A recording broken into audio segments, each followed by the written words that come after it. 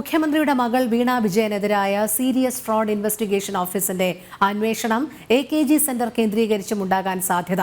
വീണയുടെ കമ്പനിയുടെ മേൽവിലാസം AKG സെന്റർ ആയതാണ് നേതാക്കളെ ആശങ്കപ്പെടുത്തുന്നത്. ലോക്സഭാ തെരഞ്ഞെടുപ്പ് അടുത്തു നിൽക്കെ പാർട്ടി ആസ്ഥാനത്തേക്ക് അന്വേഷണം എത്തിയാൽ തിരിച്ചടിയാകുമോ എന്ന ആശങ്കയും നേതാക്കൾക്കുണ്ട്.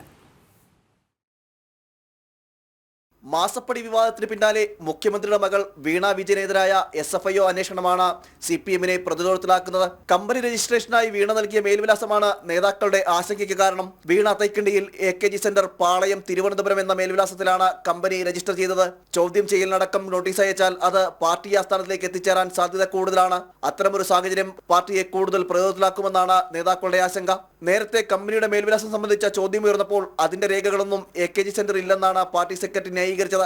വിഷയത്തിൽ കേന്ദ്ര കമ്പനികാര്യ വകുപ്പിന്റെ തീരുമാനം നിർണായകമാകും. കേസിൽ തെളിവുകളും രേഖകളും സമഗ്രമായി പരിശോധിച്ചുള്ള അന്വേഷണമായാൽ അത് CPM ആസ്ഥാനത്തേക്ക് എത്തിച്ചേരാനുള്ള സാധ്യത കൂടുതലാണ്. മുഖ്യമന്ത്രി പിണറായി വിജയനും കുടുംബവും തിരുവനന്തപുരത്ത് താമസമാക്കിയ 2014 കാലഘട്ടത്തിലാണ് വീണ വിജയൻ എക്സാലോജിക് ആരംഭിക്കുന്നത്. പാർട്ടി ബന്ധം ഉപയോഗിച്ച് വ്യവസായം ശക്തിപ്പെടുത്തുന്നതിന്റെ ഭാഗമായി മേൽവിലാസം AKG സെന്ററിന്റെ പേര് നൽകിയെന്നാണ് വിമർശനം. അനാവശ്യ വിവാദങ്ങളിലേക്ക് പാർട്ടിയെ വലിച്ചിട്ടതിൽ ഒരു വിഭാഗത്തിന് കടുത്ത അതൃപ്തിയുമുണ്ട്. കമ്പനി നോമിനിയായ മാതാവ് കമലയുടെ കണ്ണൂരിലെ മേൽവിലാസം നൽകാതെയാണ് വീണ പാർട്ടി ആസ്ഥാനത്തിന്റെ പേര് നൽകിയത്. അത് എന്തിനാണെന്ന ചോദ്യവും ഉയരുന്നുണ്ട്. ജനം, തിരുവനന്തപുരം.